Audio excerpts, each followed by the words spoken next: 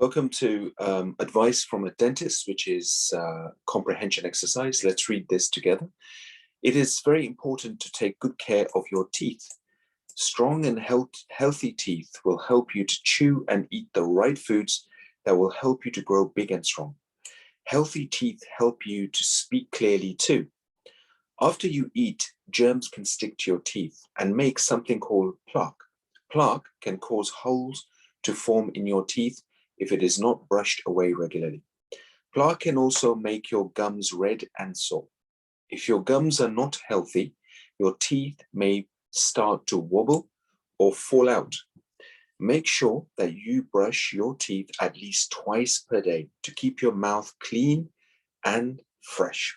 It's advisable to brush your teeth first thing in the morning and at least at night before you go to bed, and maybe for the third time if some of you actually do brush your teeth 3 times, probably after your lunch.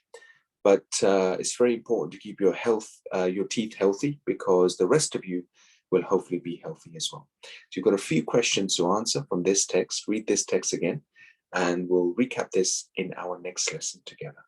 Good luck.